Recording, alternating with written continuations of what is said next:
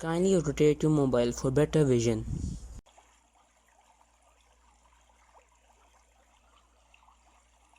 Informative Yard presents طہارت کے مسائل part 2.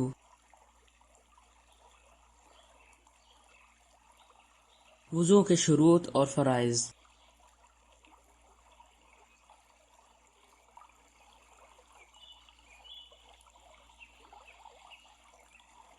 وضو کے شروط. پہلا، دل میں وضو کی نیت کرنا، جیسا کہ رسول اللہ صلی اللہ علیہ وسلم نے فرمایا انما الاعمال بالنیات.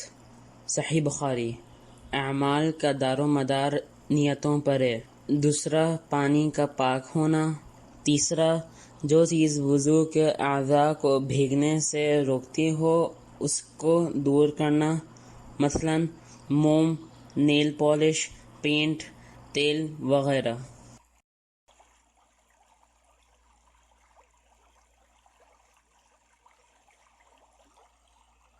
اہم بات، جب ان شروط میں سے ایک شرط بھی پوری نہ ہو تو وضو صحیح نہیں ہوگا.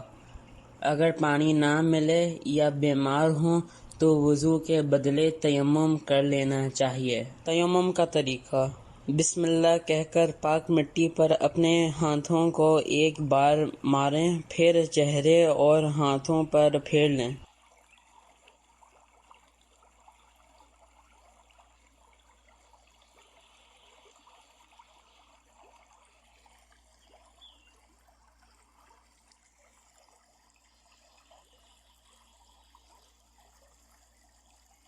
وضو کے فرائض 6 ہیں. نمبر 1، چہرہ دھونا. اس میں کلی کرنا اور ناک میں پانی لے کر ناک جھاڑنا شامل ہے. نمبر 2، دونوں ہاتھوں کو کہنیوں تک دھونا. نمبر 3، پورے سر کا مسح کرنا. اس میں کانوں کا مسح کرنا بھی شامل ہے. نمبر 4، دونوں پیروں کو ٹخنوں تک دھونا. نمبر 5، تمام اعضائے وضو کو ترتیب وار دھونا.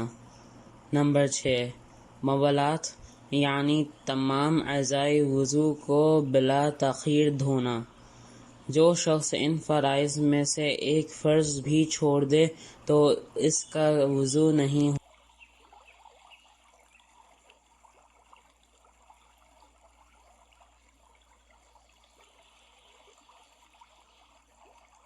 اللہ تعالیٰ نے فرمایا يا أيها الذين آمنوا إذا قمتم إلى الصلاة فاغسلوا وجوهكم وأيديكم إلى المرافق وامسحوا برؤوسكم وأرجلكم إلى الكعبين.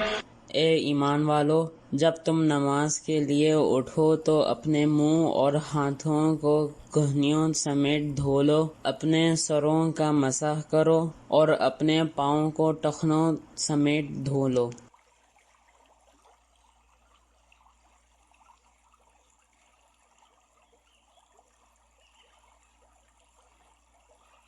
وضو کے وقت بسم اللہ پڑھنے کا حکم. نمبر 1، وضو شروع کرنے سے پہلے بسم اللہ پڑھنا ضروری ہے.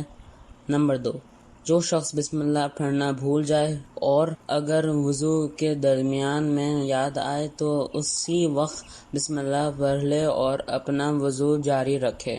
اگر وضو ختم ہونے کے بعد یاد آئے تو اس کو دوبارہ وضو کرنے کی ضرورت نہیں ہے، اس کا وضو صحیح ہو جائے گا.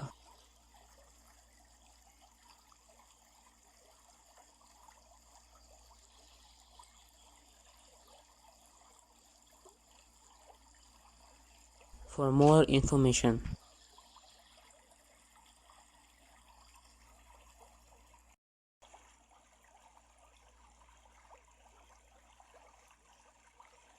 جزاک اللہ خیرن.